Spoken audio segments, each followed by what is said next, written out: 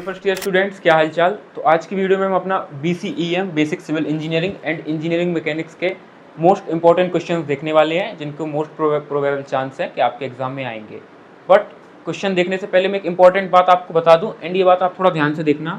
जो हमारा BCEM है, इसके दो पार्ट हैं, एक सिविल एक मैकेनिक्स। तो मैं इधर लिख देता हूँ, एक हमारा सिविल का पार्ट है एंड एक जो है हमारा मैकेनिक्स का पार्ट है। जनरली जो प्रीवियस ईयर्स में पिछले 5 6 7 सालों में देखा जाए तो पेपर आपका 3 पैटर्न में आता है। एक पैटर्न होता है लगभग आपकी जो सिविल होती है वो 70% आ जाती है एंड मैकेनिक्स 30% आ जाती है। एक पेपर होता है जिसमें दोनों लगभग वेटेज 50-50% रहता है एंड कभी कभार ऐसा हो जाता है कि इसका वेटेज लगभग सिविल का कम हो जाता है और मैकेनिक्स का ज़्यादा, लगभग आप मान सकते हैं 65% तक, और इसका लगभग 35% वेटेज हो जाता है।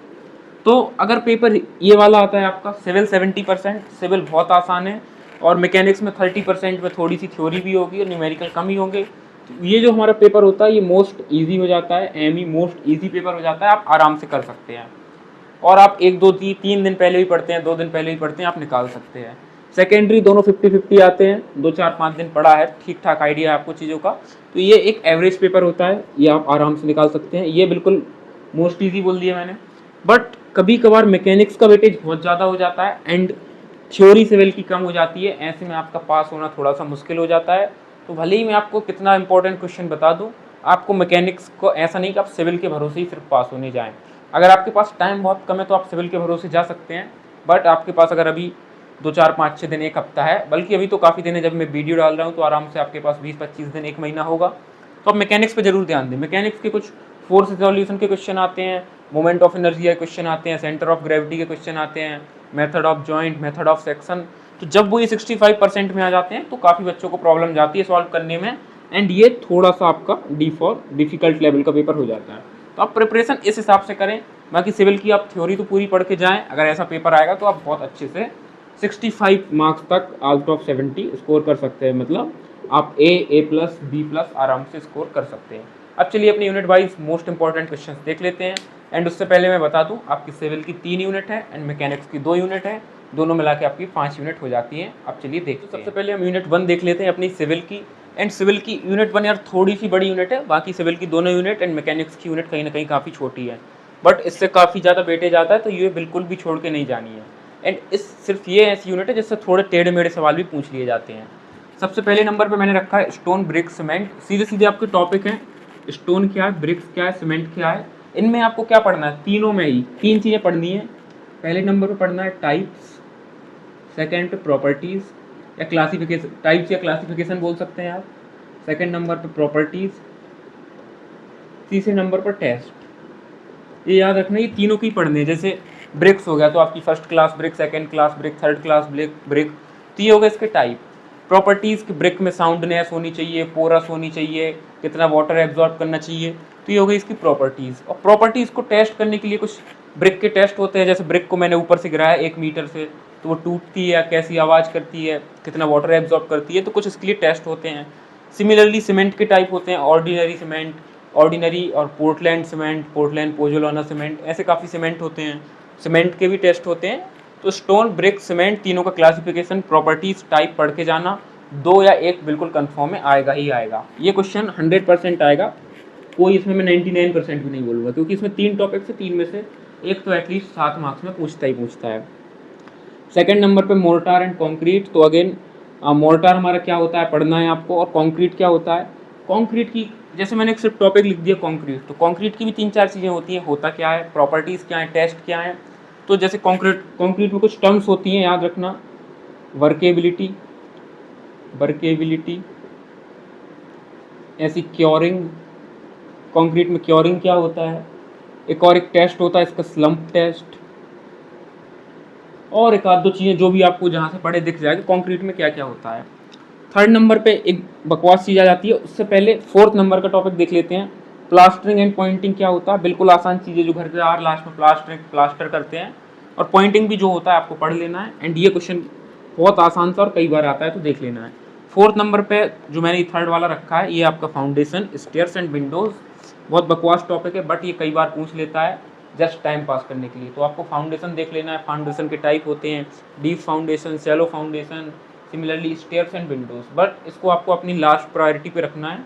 जब ये सब हो जाए, stone, brick, cement, mortar, concrete, ये इतने छोटे छोटे दिख रहे हैं बट इनके अंदर क्लासिफिकेशन काफ़ी बड़ा है, तो आपको देख लेना है।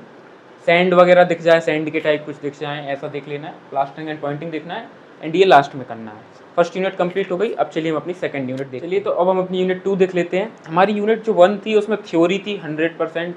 यूनिट 2 में डायग्राम भी है, थ्योरी भी है और न्यूमेरिकल भी है, एंड ये थोड़ी सी टफ यूनिट है। जो हमारी यूनिट 3 है वो बिल्कुल आसान यूनिट है।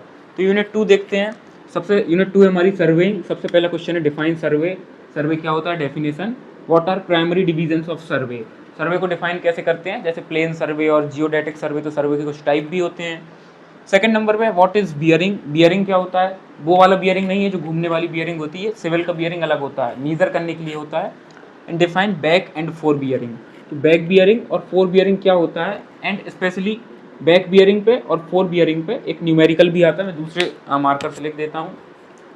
तो बैक बियरिंग और फोर बियरिंग का न्यूमेरिकल आता है, याद रखना है। तो इसका न्यूमेरिकल पढ़ के जाना है। थर्ड नंबर पर हमेशा पूछता है व्हाट इज लेवलिंग। लेवलिंग क्या होता है, लेवलिंग के कुछ टाइप होते हैं, उसमें से एक रेसिप्रोकल लेवलिंग होता है, ये बार बार पूछता है। तो लेवलिंग क्या होता है, रेसिप्रोकल लेवलिंग क्या होता है, पढ़ के जाना है थ्योरी, एंड इसका भी न्यूमेरिकल पूछ लेता है, तो ये याद रखना है।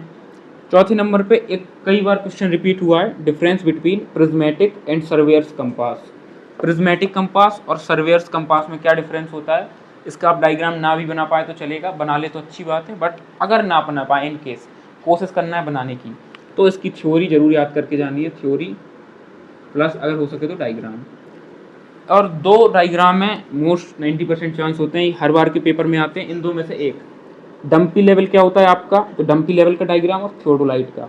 तो ये डंपी लेवल का डायग्राम आपको साइड में दिख रहा होगा, सिमिलरली आपको थियोडोलाइट का भी डायग्राम दिख रहा होगा। तो ये दोनों डायग्राम आपको जरूर से करके जाने हैं, डंपी लेवल एंड थियोडोलाइट, तो आपकी यूनिट 2 फिनिश हो जाएगी। अब आ जाते हैं हम अपनी सिविल की यूनिट नंबर 3। अब हम अपनी यूनिट 3 पे आ जाते हैं। तो आपकी यूनिट 3 है mapping and sensing. Most easy unit है, लगभग 2-3 घंटे में फिनिश की जा सकती है बिल्कुल आराम से। सबसे पहला क्वेश्चन है इसका, define contour line and it's properties. मुझे नहीं लगता पिछले 5 साल से कोई पेपर रहा है जिसमें ये क्वेश्चन ना आया हो, सब में ही आता है। एरिया कैलकुलेशन का एक क्वेश्चन आता है, इधर मैंने लिखा है एरिया कैलकुलेशन। एरिया कैलकुलेशन के अंदर 4 मेथड्स होते हैं, मैं इधर लिख देता हूँ आपके सामने। एक होता है AVERAG, एवरेज ऑर्डिनेट रूल।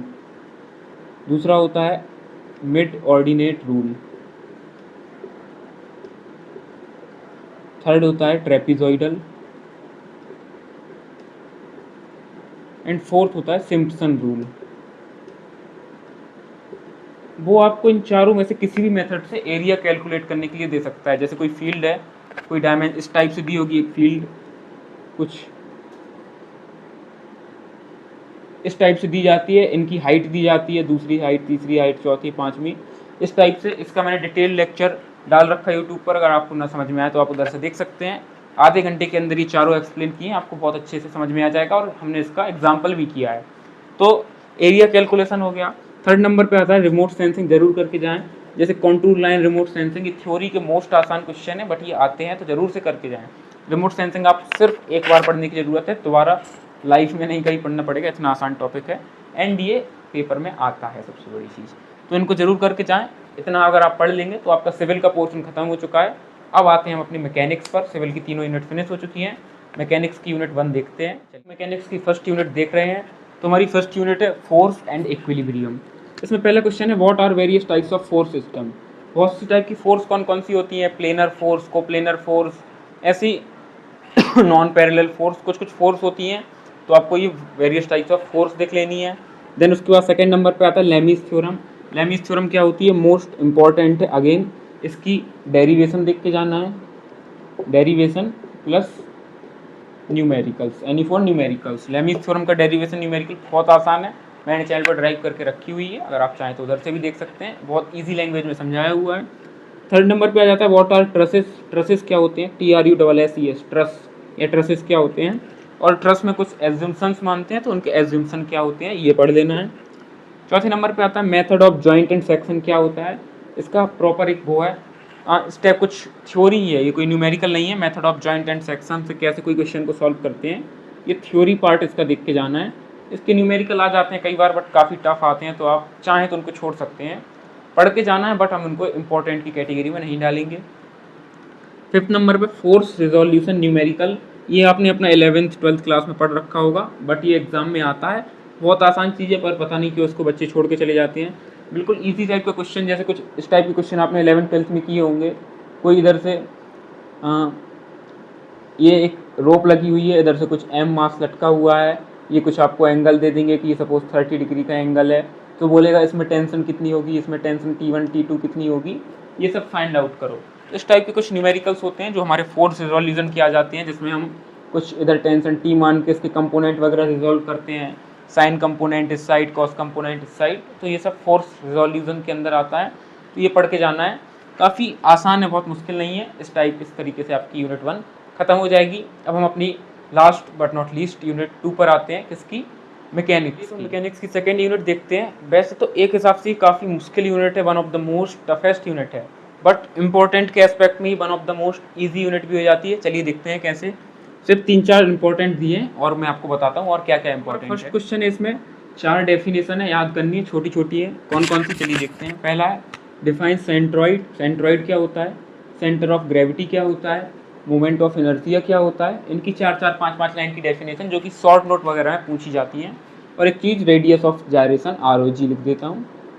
तो centre of gyration ROG, centre of gravity CG बोलते हैं, moment of inertia MOI। Unit का नाम भी हमारा centre of gravity and moment of inertia ही है। सेकंड नंबर पे आपको 2 थ्योरम्स बिल्कुल आसानी से याद कर सकते हैं, पैरेलल एक्सिस थ्योरम और परपेंडिकुलर एक्सिस थ्योरम क्या होता है। इसका आपको डेरिवेशन करना है कि ये कैसे प्रूफ होता है। बहुत आसान सी यूनिट है। पैरेलल एक्सिस थ्योरम क्या होती है कि अगर किसी बॉडी का हम मोमेंट ऑफ इनर्शिया एक एक्सिस के अबाउट निकाल रहे हैं, तो उससे पैरेलल एक और एक्सिस के अबाउट कैसे निकाल सकते हैं। सिमिलरली परपेंडिकुलर एक्सिस थ्योरम और आसान है। तो ये बहुत आसान यूनिट होती है। ये होती है हमारी IX + IY = IZ। इस टाइप से प्रूफ करते हैं, बहुत आसान होती है। थोड़ा सा इसमें टफ क्या है, numericals on CG and MOI। Centre of gravity और मोमेंट ऑफ इनर्शिया के आपको न्यूमेरिकल्स करने हैं। एंड न्यूमेरिकल्स कैसे होंगे, इसके लिए आपको ये डिफरेंट फार्मूलाज याद करने पड़ेंगे। फार्मूलाज फॉर डिफरेंट शेप्स, कि कैसे डिफरेंट शेप्स में, रेक्टेंगल स्क्वायर के लिए, या फिर एक रेक्टेंगल हो गया इस टाइप का, कोई ऐसी फिगर हो गई, इनके लिए CG क्या होता है और MOI क्या होता है। जैसे इसका सेंटर ऑफ ग्रेविटी इधर होगा, इसका इधर, ये कैसे फाइंड आउट करते हैं। और 3 स्पेशल सेक्शन बता रहा हूँ, ये आप चाहो तो समझो, चाहो तो रटो, बट ये छोड़ के मत जाना। इन 3 में से एक अक्सर जब टफ पेपर आ जाता है तब पूछा जाता है। तो 3 सेक्शन होते हैं आपके, H section, I section, T section. मैं बना के बता देता हूँ। ये आपका एक H बना हुआ है कुछ इस टाइप से, ये एक I बना हुआ है कुछ इस टाइप से, एंड एक T बना हुआ है इस टाइप से। ये तीनों आप देख सकते हैं बीच से सिमेट्रिकल हैं। इसमें एक एक्सिस ये हो गया, इसमें एक एक्सिस ये हो गया, या एक एक्सिस ये भी हो गया। सिमिलरली इसमें एक एक्सिस ये हो गया। तो ये H सेक्शन हो गया हमारा, ये I सेक्शन हो गया, और ये T सेक्शन। मतलब एक सेक्शन है जो H की तरह दिख रहा है, I की तरह दिख रहा है, T की तरह दिख रहा है। इन तीनों में CG मैं लिख देता हूँ इधर, CG और MOI। ये कैसे निकालते हैं ये ज़रूर पढ़ के जाना। नहीं समझ में आ रहा, नहीं बनता है, रट के जाना, बट इनको छोड़ के मत जाना, ये अक्सर पेपर में देखे गए हैं। तो ये हमारी यूनिट 2 मैकेनिक्स की कंप्लीट हो चुकी है।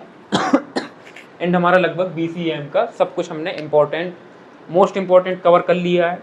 इसमें भी हमने कुछ मोस्ट इम्पॉर्टेंट टॉपिक्स देखे, इम्पॉर्टेंट के अंदर भी मोस्ट इम्पॉर्टेंट टॉपिक्स देखे। तो आप इतना बड़ा सिलेबस ना कर पाएँ, तो जो मैंने बताया है स्पेशली मोस्ट इम्पॉर्टेंट, लाइक इसमें ये हमारी ये थ्योरम हो गई और ये कुछ न्यूमेरिकल्स हो गए, हर एक यूनिट में बताया है। तो आप वो करके जाते हैं तो आप इजीली पास तो बिल्कुल आराम से हो सकते हैं। 70 में से 30, 40, 45, 50 नंबर आराम से ला सकते हैं। और आप सब कुछ पढ़ के जाते हैं तो आप 60-65 तक मार्क्स स्कोर कर सकते हैं।